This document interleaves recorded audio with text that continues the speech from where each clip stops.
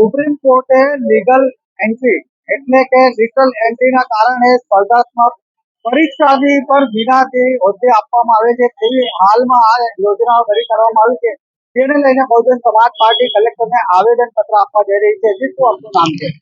મારું નામ એડવોકેટ પરીક્ષિત રાઠોડ.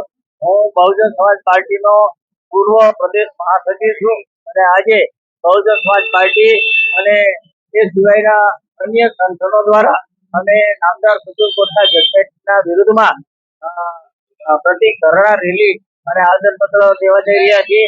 આ નામદાર સુપ્રીમ કોર્ટના જજમેન્ટમાં બે ખામીઓ અમને જણાય છે.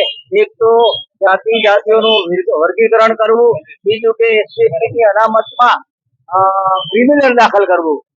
એમ સાહેબે કહ્યું એમ ગઈકાલે લિટરલ એન્ટ્રી એ એક ભયંકર શબ્દ છે અને એ લિટરલ એન્ટ્રી દ્વારા સરકાર એના મનમાનીતા અને મૂડીવાદી અને ઉદ્યોગના લોકોને આ સેક્રેટરી અને અંડર સેક્રેટરીની જે પદ આપી રહ્યા છે એનું કાલે સરકારે વિડ્રો કર્યું. આ એક ભયાનક અને ખતરનાક હથિયાર છે. એ અનામત ખતમ કરવાનો હથિયાર છે. એ મુદ્દો પણ અમે લીધો છે અને ભારતના બંધારણમાં અનુસૂચિ 9 જો અનામતની નીતિ મૂકવામાં આવે તેની માંગણી બાબા સાહેબે કરેલી અને આ વર્તમાન ભારત સરકારો જે કોંગ્રેસ અને ભાજપની ગઈ એમણે પણ અનુસૂચિ 9 આ અનામતની નીતિ મૂકી નથી. જો અનામતની નીતિ 9મી સૂચિમાં મૂકવામાં આવે તો નામદાર હાઈકોર્ટ અને સુપ્રીમ કોર્ટ મનગઢ ચુકાદા આપી ન શકે, જેને કારણે એસસી, એસટી, ઓબીસી અને માઇનોરિટીમાં વિખવાદ પેદા થાય છે. આ દેશમાં એસસી, એસટી, ઓબીસી અને માઇનોરિટી લગભગ 85 કરોડ 85% વસ્તી છે. આ 85% વસ્તીનો પરીક્ષિતભાઈ, અત્યારે ભારત બંધનું એલાન આપવામાં આવ્યું છે બહુજન સમાજ પાર્ટી તરફથી, તો આ તમારી માંગ સંતોષવામાં નહીં આવશે તો આગામી શું યોજના રહેશે? જો આ છે એ સમગ્ર દેશમાં યોજાઈ રહી છે, દરેક જિલ્લે યોજાઈ રહી છે. જો આ નામદાર સરકાર આ અંગે કોઈ પુનઃ વિચાર નહીં કરે અને જો નામદાર સરકારની નીતિ સાચી હોય તો એને એમેન્ડમેન્ટ કરવું જોઈએ. શા માટે આશ્વાસન આપે છે વડાપ્રધાન કે નહીં हम तो क्रिमिनल नहीं लगाएंगे, हम देखेंगे, हम सोचेंगे, इसका कोई मतलब नहीं है. જ્યાં સુધી આ ભારત સરકાર વર્તમાન ભારત સરકાર એ પોતે એમેન્ડમેન્ટ કરી અને બંધારણની 9મી સૂચિમાં એસસી, એસટીની અનામત જો દાખલ કરે, બંધારણમાં સુધારો કરે, પાર્લામેન્ટમાં વિધેયક લાવે, ત્યાં સુધી એ વિધેયક નહીં લાવે ત્યાં સુધી અમારા તમામ સંગઠનો આ દેશમાં પ્રતિક ધરણા રેલી અને આંદોલન કરશે. જય ભીમ. ત્યારે કોર્ટ દ્વારા પણ લિટરલ એન્ટ્રીના લઈને આજે બહુજન સમાજ પાર્ટીએ વિરોધ નોંધાવ્યો છે અને કલેક્ટરને આવેદન આપવા માટે પહોંચી રહ્યા છે. કેમેરામેન પરેશ રાઠોડ સાથે ધીરજ સુધાન, સુરત.